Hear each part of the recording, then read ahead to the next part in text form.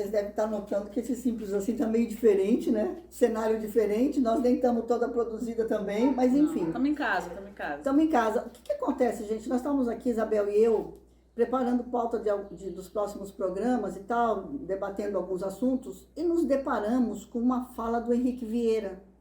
Cara, uma fala assim que no nosso entendimento é uma fala completa, teoricamente, enfim, politicamente, uma fala completa de um assunto que a gente já vem debatendo várias vezes aqui no Simples. Então a gente resolveu, tipo assim, compartilhar com você essa fala do Henrique Vieira.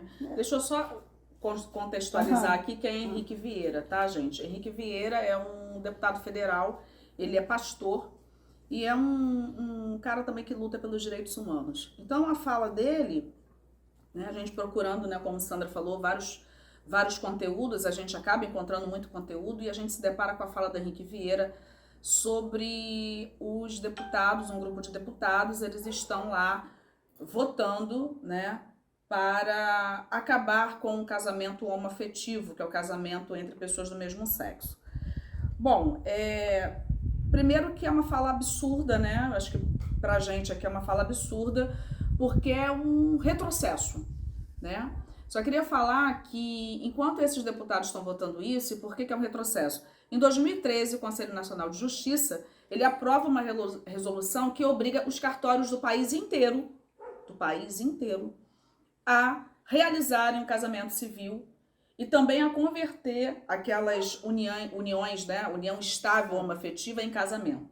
Bom, são tantas lutas, né, que essa comunidade, né, não só essa comunidade, a comunidade LGBTQIA+, negros, índios, que são chamadas as minorias, né, sofrem, que cada pequeno gesto desse, né, converter a união em casamento, permitir o casamento, são pequenas vitórias. Pequenas vitórias. E aí, toda vez que tem uma pequena vitória, sempre tem um grupo, né, que são os falsos moralistas, eu vou assim dizer, as pessoas que falam muito de família, que já me dá nervoso quando a pessoa já fala que ela é a favor da família. Porque a gente já pergunta, que família? Mas, então, essas pessoas não têm direito a ter família? Não, é como se essas pessoas, né, que são pessoas do mesmo sexo, não podem formar uma família, constituir uma família.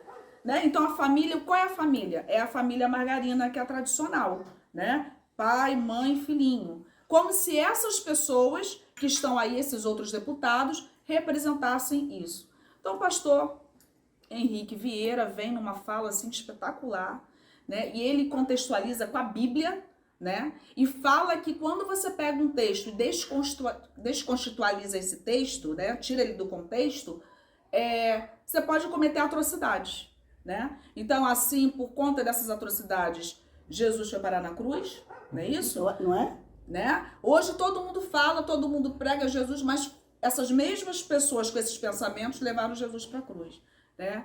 Você vai apedrejar mulheres, não é isso? Como se fizeram lá atrás com as prostitutas, mas Jesus foi lá e acolheu.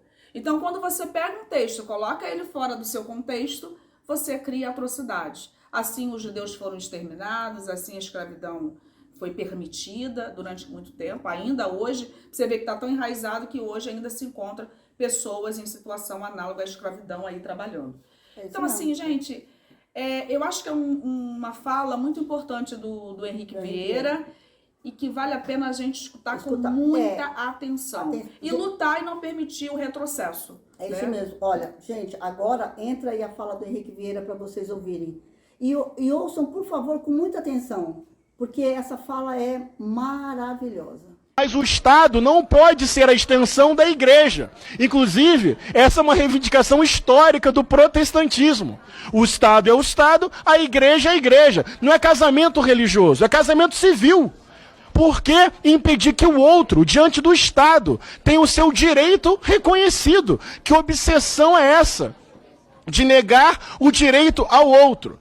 Então, para mim, basta a Constituição, com princípios fundamentais, para reconhecer o direito do outro. Mas, sinceramente, vou fazer brevemente um pequeno debate para falar com milhares de pessoas cristãs. Eu, como pastor, já acompanhei várias pessoas expulsas de casa, expulsas de ministério, numa falácia de eu amo você e odeio o seu pecado. O que se constrói é um ambiente tóxico, de violência. O que deveria escandalizar as pessoas é que a cada 34 horas um LGBT é assassinado. O que deveria escandalizar as pessoas é que esse é o país que mais mata transexuais e travestis no mundo.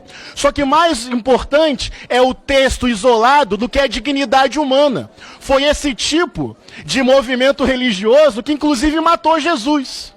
Então, para dialogar com milhares de pessoas cristãs que sofrem por causa do fundamentalismo, olha que curioso, falam em modelo bíblico de família. Bem, vamos lá. Estão se referindo ao modelo de Abraão? 1 marido, 3 esposas mais concubinas. Ou é o modelo de família do rei Davi? 1 marido, 8 esposas mais 20 filhos. Ou é o modelo de Salomão? 1 marido, 700 esposas, 300 concubinas. Ou seja, nem do ponto de vista teológico bíblico faz sentido. Vamos lá. Uma proposta. Vamos pegar o texto de Levítico. É proibido compartilhar a mesma cadeira com mulher menstruada. Qual é a próxima ideia? Transformar isso em lei? Vão pegar um texto isolado de Levítico e vão transformar em lei?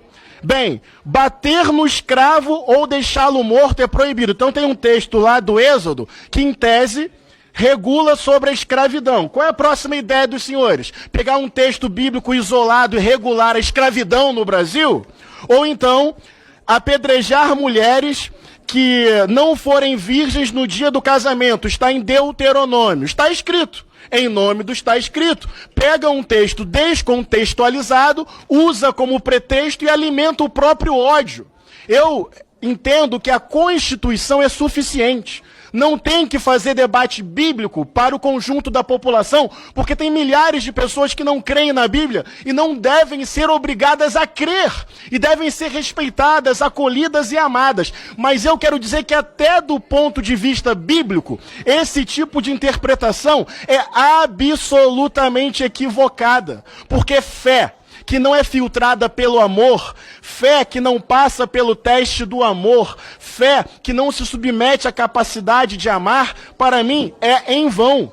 Ainda que eu falasse a língua dos homens e dos anjos, sem amor eu nada seria. Então pega texto bíblico, sem contexto, monta uma doutrina, violenta pessoas, desrespeita o Estado laico, desrespeita a diversidade, desrespeita a Constituição. Quer ler a Bíblia dessa forma? Eu acho, sinceramente, teologicamente decadente essa leitura. Já pegaram um texto bíblico para colocar a mulher na fogueira da Inquisição. Já pegaram um texto bíblico para dizer que os negros eram inferiores e legitimar a escravização. Já pegaram um texto bíblico para perseguir indígenas. Texto fora de contexto vira pretexto para gente mais apegada ao dogma do que à dignidade humana. Daí fica um moralismo decadente, frio, antipático, hipócrita, escondendo as suas próprias contradições. Mas eu insisto, só estou falando isso porque esse projeto é de fanatismo religioso. E eu quero fazer um contraponto também religioso. Porque a Bíblia pode ser usada para oprimir, mas também pode ser interpretada para amar e acolher. Mas eu concluo, nada disso é necessário. Porque a gente poderia fazer um debate teológico nas nossas igrejas. A questão é que isso aqui é Brasil, tem pluralidade religiosa, tem diferentes religiões, tem a não crença religiosa. E não faz nenhum sentido pegar uma doutrina religiosa e usar o Estado, se sobrepondo à Constituição, para regular a vida e o corpo das pessoas. Olha só, gente, eu sou ateia, Isabel é católica e o Henrique Vieira é pastor. Nós somos pessoas totalmente diferentes e pensamos iguais, Isabel. Mas a gente acredita que as pessoas têm direito a ser felizes, a constituir família, a serem respeitadas de acordo com a Constituição brasileira. Agora, por que, aí assim, sempre vem aquela pergunta, né? Por que você que fala tanto em Deus, tanto em Jesus, cara, por que você não tem amor no seu coração? É o primeiro a ter ódio. É o primeiro a ter ódio, é o primeiro a espalhar ódio. Então, para nós aqui, gente, é isso.